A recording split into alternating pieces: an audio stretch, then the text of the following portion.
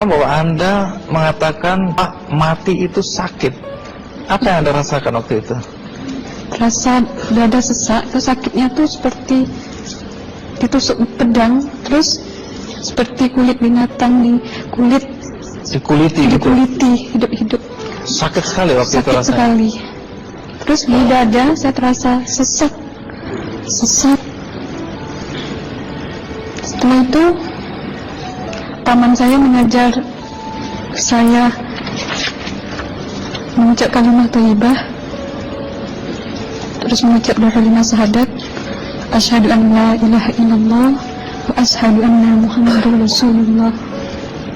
Apa betul waktu roh Anda itu dicabut dari kaki gitu, Iya. Anda bisa melihat jasad Anda? Sempat saya melihat jasad saya pada waktu itu, tapi sebentar. Setelah itu saya dibawa pergi oleh dua orang malaikat ini. Dan pada waktu itu saya ingin ketemu sama ayah saya. Kebetulan ayah saya sudah meninggal. Dan suatu ayah saya meninggal, dia berusia 55 tahun. Setelah saya ketemu di sana, dia tuh berusia muda. Kok muda? Berusia 17 sampai 20 saya perkira. Anda sempat ngobrol dengan ayah? Sempat. Apa yang Anda sampaikan? Waktu itu ayah nangis. Ayah saya bilang, kenapa kamu kesini nak? Pulanglah, di rumah tidak ada orang. Kasihan lihat ibumu dan adik-adikmu. Tidak ayah, janjiku sama Allah sudah sampai. Dan pada waktu itu ayah saya menangis. Lalu apa yang dia ucapkan? Diam aja dia, tersilang. Kembali ke malaikat tadi, bentuk yang Anda lihat seperti apa malaikat ini? Dia ini laki-laki, tapi mukanya sama semua. Berapa malaikat? Dua. Iya. Fisiknya seperti apa? Seperti berserban, berpakaian ihram, mukanya sama. Wajahnya seperti apa? Wajahnya sulit saya gambarkan. Yang jelas dia ini sama, dua-dua itu sama rupanya. Apakah ada ucapan dari dua sosok yang Anda anggap malaikat itu? Ada. Apa kata mereka? Waktu itu saya mengalami perjalanan spiritual. Saya disoal oleh malaikat itu dengan sebutan Ma ayyutuka, siapa Tuhanmu? Katanya.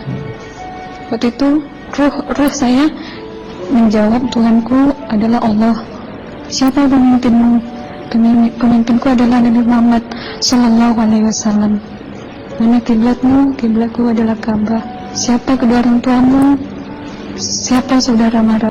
Terus saya diperjalankan. Setelah itu kedua orang malaikat ini memimpin tangan saya, tangan kiri saya, membawa saya ke satu tempat, menduduki saya di sebuah kursi. Pada waktu itu kursinya tuh empuk, mungkin 8 busanya ya, cantik.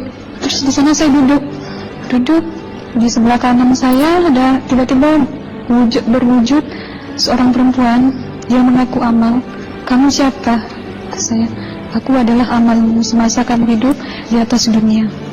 Dan selama kamu di sini, saya akan menemanimu sampai yaumul akhir, itu katanya. Dan pada waktu itu saya melihat perempuan-perempuan solehah berpakaian muslimah, berkerudung, mencium pipi kanan, pipi kiri. Mungkin salam perkenalan pertama waktu menduduki di situ. Setelah itu saya dihijrahkan lagi, dibawa oleh dua orang malaikat ini lagi, melihat dosa-dosa besar ya. Di sana saya diperlihatkan ada seorang laki-laki memikul besi di bahunya. Saya perkirakan besi itu mungkin beratnya tuh berton kali ya. Berat sekali ya? Berat sekali. Terus dia berjalan nggak sampai ke tujuannya. Berlumuran darah nanah, baunya na'udzubillah misalnya. Bajunya tuh sobek-sobek. Waktu itu roh saya disaksikan oleh Amal. Saya tanya kepada Amal, roh tanya sama Amal, wahai amalku, dosa apakah yang manusia ini lakukan sewaktu ia hidup di atas dunia? Amal menjawab pada waktu itu, sewaktu manusia ini di atas dunia, dia ini adalah menyantet orang, menemuh orang, sehingga dia berjalan nggak sampai yaumul akhir katanya. Yang kedua, saya melihat ada seorang laki-laki saling bunuh-membunuh. Sebentar kayak gitu lagi.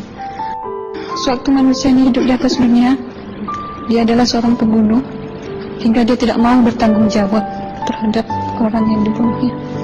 Terus yang ketiga, saya melihat ada seorang laki-laki dihujam kemaluannya pakai besi panas, timah panas itu ya, hingga menembus. Waktu itu roh bilang sama amal, wahai amalku, dosa apakah yang manusia ini hidup di atas dunia?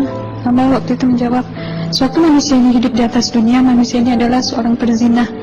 Setelah itu saya melihat ada seorang laki-laki disebati oleh rotan. Rotannya itu menyebati kulitnya tuh hingga lepas daging sama kulitnya.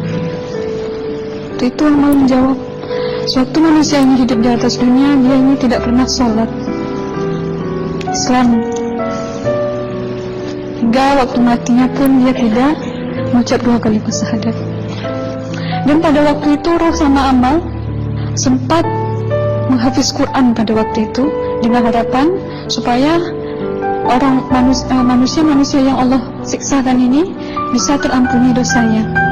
Jadi masih sempat waktu itu ya? Iya, roh sama amal yang menghafiz Quran, bertahzim, bersalawat, baca ayat 1000 dinar, membaca yasin. Tapi sayang, bahkan tambah banyak Allah tidak mengampuni dosa-dosa mereka, sayangnya. Setelah itu, akhirnya yang terakhir kali berzikir. Zikir saya pada waktu itu, subhanallah, walhamdulillah, wa la ilaha illallah, wallahu akbar, la hawla wa la quwwata illa billahil aliyyil azim. Sekuat-kuatnya nada saya berteriak. Tiba-tiba saya merasakan detik jantung ya. Waktu itu mungkin paman saya yang menyaksikan. Itu saya koma. Disitulah saudara Anda kembali ke jasad ya? Iya, benar. Jadi banyak sekali Anda menyaksikan kejadian-kejadian di alam sana ya. Nah, menarik karena waktu kami menghubungin Mbak Aslina, pada dasarnya Mbak Aslina keberatan menceritakan kembali kisahnya. Tapi kalau toh akhirnya Anda mau sampai di sini dan Anda sudah bercerita, apa harapan Anda pada orang-orang yang mendengarkan kisah ini? Ya, harapan saya pertama, ya lebih banyak menyambut puasa ya, lebih banyak mendekat diri aja sama Allah, perbanyakkan amalan soleh, perbanyakkan zikir, perbanyakkan sholawat, baca Quran, dan sebagainya. Itu harapan Anda ya? Iya. Baik, terima kasih Mbak Aslina ya, sudah datang dari Bengkalis untuk menceritakan kisah ini.